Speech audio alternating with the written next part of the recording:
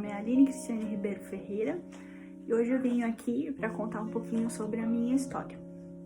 Eu sou transplantada renal, como alguns sabem aqui no LinkedIn. Eu descobri, na verdade, minha doença com 6 anos e aí até os 7, eu fui fazer a cirurgia com 9.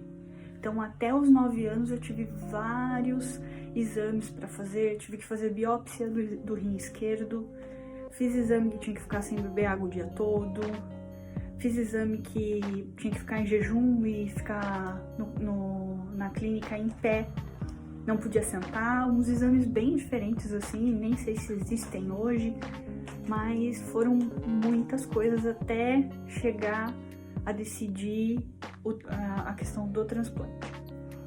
Aí o médico decidiu fazer o exame entre meu pai e minha mãe para ver quem tinha a porcentagem maior para poder doar o rim. A porcentagem do meu pai deu 75% e a da minha mãe deu 98%. Diz que essa porcentagem acontece só com pessoas que são gêmeos. Bom pra mim, né? Então, aí foram mais baterias de exames para se preparar para a cirurgia. Aí, então, a cirurgia foi feita aqui em Campinas, na Beneficência Portuguesa de Campinas, no dia 22 de novembro de 1991, no dia do meu aniversário. Então, eu falo que eu comemoro 2 vezes. Eu faço 39 anos esse ano e 29 anos de transplante. Então, depois que eu fiz o transplante, a cirurgia correu tudo bem, porém, normalmente, hoje em dia, eu acredito que fica 2 dias no máximo no hospital. Eu tive que ficar 20 dias, porque eu era criança, foi o primeiro transplante aqui em Campinas em criança. Aí a dosagem, ainda eles não tinham certeza, né, da cortisona. Então, a dosagem estava um pouco alta, eu tive todas as reações que apareciam lá na bula do remédio, até reações que não tinham na bula.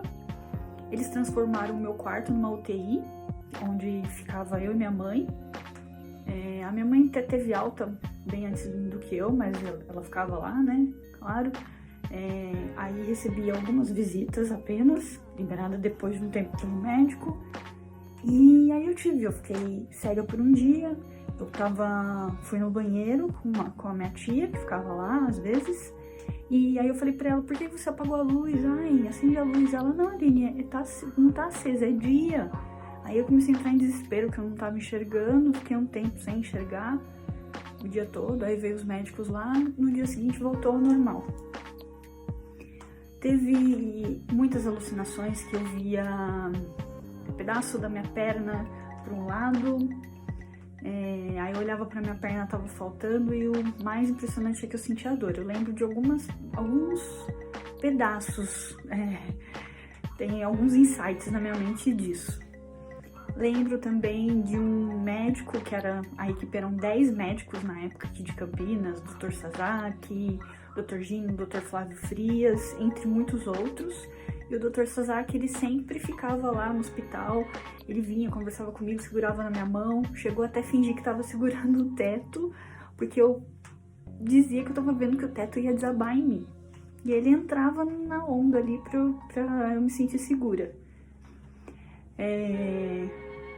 Via o hospital pegando fogo, então foram várias coisas assim que o remédio mexeu muito com a minha cabeça no começo. E aí até que aconteceu de eu ter alta, né, voltar pra casa, e em casa ainda, mesmo estando com a família, tudo, porque eu tive febre no hospital, porque eu queria ir embora pra casa, né, e aí os médicos acharam melhor, ainda tive algumas crises de alucinação. Quando choveu, eu fiquei com medo, eu tinha também uma sensação que, às vezes eu gritava, aí passava, era um mal-estar que dava no estômago, era, eu acho, uma crise de ansiedade, e aí, a hora que eu gritava bem alto, passava. Teve também que eu fiquei 3 dias e 3 noites sem dormir, então foram muitas coisas. Mas aí depois começaram outros tratamentos, depois do transplante e da diálise, né, que é a cirurgia que tive que fazer cirurgia no joelho, 2 vezes para correção por conta da anemia, porque eu tive, antes do transplante, eu tinha uma anemia muito profunda, não tinha força para nada. Até os 6 anos eu era muito, assim, hiperativa, falante, mas depois aí eu comecei a ficar muito fraca, só queria ficar sentada, deitada, não comia, não era eu. Então, devido a isso, eu tive que fazer essa cirurgia para correção, né? Que o osso que a gente tem, que faz o movimento para dobrar o joelho, ele tava indo pro lado, assim, ó, como se estivesse andando, e ia chegar uma hora que poderia soltar. Então, aí coloquei pinos entre esses ossos para segurar e tentar manter o joelho no lugar. Mesmo assim, hoje eu ainda tenho um pouco as 2 pernas um pouquinho tortas. Quando eu era mais adolescente, essas coisas me incomodavam, como a cicatriz do joelho, que é bem grande, a que eu tenho na barriga também, por conta do transplante, a que eu tenho na lateral, e a que eu tive que fazer plástica por conta de um erro médico na época do transplante. Hoje eu já não... Acho que a gente fica mais velha, a gente amadurece. Hoje eu vejo isso como parte da minha história. Já não ligo mais se a pessoa olha feio, porque muitas vezes a pessoa olhava assim pra minha barriga, levava um susto pra minha perna. Hoje eu já não tenho mais isso, eu não ligo. Então, aí depois fiz todas essas cirurgias, continuei usando cortisona, fiquei um tempo sem ir à escola, depois eu fui pra faculdade. Eu fiz a faculdade em Piracicaba, né? Fiz faculdade de jornalismo. Na época eu trabalhava num consultório odontológico, que me ajudou bastante, assim, aprendi muita coisa com ele. E na época eu era bem corrido, né? Saía direto do consultório pra faculdade, chegava em casa em torno de 1h da manhã, porque o bairro que eu morava era um dos últimos a passar, né? O ônibus fretado passar, então eu chegava bem tarde. E assim, o transplante nunca me atrapalhou. Não posso falar que eu tive uma vida normal, porque eu não tive, né? Tive várias restrições. Logo que eu fiz o transplante eu tinha 10 anos, 9 para 10 anos, então era a época que a criança tá super agitada, né? Quer correr, quer brincar. E depois que eu fiz o transplante, que eu vi que a energia tava voltando, aí eu queria, né? Mas tinha que me cuidar, não podia praticar esportes, não podia pular, não podia querer brincar que as crianças gostam, né, de brincar, ficar empurrando as coisas, não podia fazer nada disso. Então eu ficava bem restrita a certas brincadeiras. Comida também, né, com pouco sal. Então sempre teve muito cuidado, assim, tanto dos meus pais como do médico, o Dr. Frias, que é meu nefrologista até hoje, e eu também faço acompanhamento com a doutora Josi, e sempre ele teve esse cuidado comigo de me explicar, falar o porquê que eu não podia. E aí foi passando, né, fui crescendo, passando adolescência, né, aí ele fez um curso e descobriu uma nova medicação. Vou mostrar pra vocês. Hoje eu tomo em torno de 7 comprimidos por dia. Esse é o único que eu compro. Ele é em torno de R$100 por caixa. Mas se você tiver convênio, essas coisas você consegue desconto, ou até cadastrar numa farmácia que você sempre compre, eles dão um descontinho. Então, esse aqui que eu uso é o Diovan para pressão arterial, porque se eu ficar sem tomar remédio da pressão, minha pressão sobe. Hoje em dia já não tenho mais esse problema, mas logo que eu comecei a trabalhar e que eu fazia uso da cortisona, a minha pressão subia muito e baixava do nada, subia e baixava. Então, tinha muito problema nas empresas porque eu faltava bastante, porque eu tinha que ir pro médico para ver o que estava acontecendo. Então, isso me atrapalhava muito. Eu tinha mal-estar, né? E aí isso acarretava em outras coisas. Às vezes me dava... a imunidade é muito baixa, praticamente 0. Então, isso me atrapalhava bastante. Aí, os remédios que hoje eu tomo, que não tem cortisona, Esses que são que eu pego pelo SUS, é esse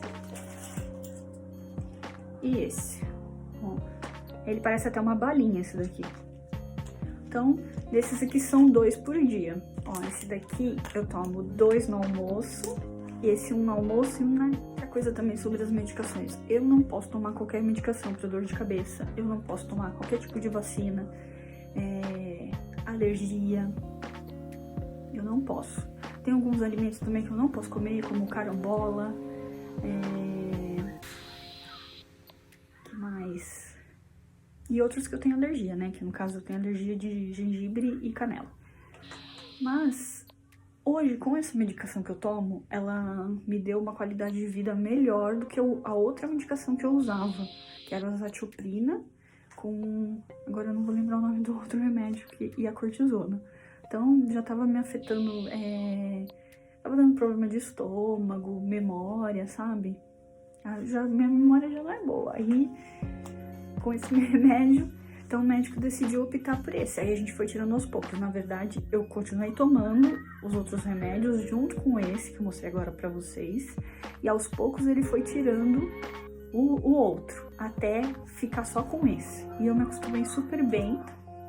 Ele comenta que ele tem, com ele, tratando com essa medicação, sou eu e mais 3 pessoas apenas que concordaram em mudar. E pra mim foi a melhor coisa que aconteceu. Hoje eu pratico esporte, posso carregar um pouco de peso, assim, né, na academia, que antes eu não podia. Então, é isso. E a documentação também. Foi meu médico que sentou, conversou comigo, né, sobre pegar a documentação, porque eu tenho linfoedemas nos membros inferiores, que faz bastante calor, minhas pernas incham muito, mas muito mesmo, que o joelho às vezes nem dobra, e aí eu tenho dificuldade um pouco para andar. E dói também, porque como a pele fica esticada, né, fica dolorida. Então essa é a minha deficiência, eu tenho linfoedemas nos membros inferiores devido ao transplante renal. Eu fiz toda a documentação certinha aqui em Campinas, pelo INSS, tudo encaminhado pelo meu nefrologista. De 3 em 3 meses eu tenho que fazer exame de sangue e de urina. E uma vez por ano eu faço uma bateria de exames. Por que esses exames? Porque como essa medicação que eu mostrei pra vocês, eu pego no SUS, precisa levar esses exames para você fazer um recadastramento. E aí você tem que provar, é através desses exames que você prova que você precisa dos imunossupressores. Então, aí às vezes, no meu antigo emprego, que como era horário bancário, eu procurava sempre marcar, como eu entrava umas 9h30, eu marcava meus exames clínicos sempre de manhã, então eu não tinha que faltar no emprego por conta disso. Mas já ocorreu em outros empregos que eu entrava às 7, 8 da manhã, que eu tinha que entrar um pouquinho mais tarde. Então, é a única... Não digo que é um problema, mas é esse o detalhe, assim, que eu preciso de 3 em 3 meses estar fazendo esses exames. E quando às vezes acontece de eu ficar ruim por conta da imunidade e tudo mais. Mas, como eu disse, com essa medicação diminuiu muito, graças a Deus, e eu não tenho mais tido crises de infecção urinária e problemas com a pressão ficar alterando, subir e descer, e dar mal-estar, desmaio. Esse tipo de transplante de rim, na época também, logo que eu e minha mãe, a gente já tava bem, já tava usando essa medicação nova, eu fui em vários lugares aqui, na Unicamp, na PUC hoje, que tem também o setor de hemodiálise, para conversar com pessoas que estavam, porque eu não cheguei a fazer hemodiálise, mas o meu médico me convidou para ir lá conversar, que muitos não acreditam na possibilidade do transplante de rim. Eles acham que para eles como eu posso dizer, um sonho muito longe. E não, existe sim essa possibilidade. Também tem muitas pessoas que têm dúvidas, no caso do doador, se ele vai ter algum problema, a pessoa fica com medo.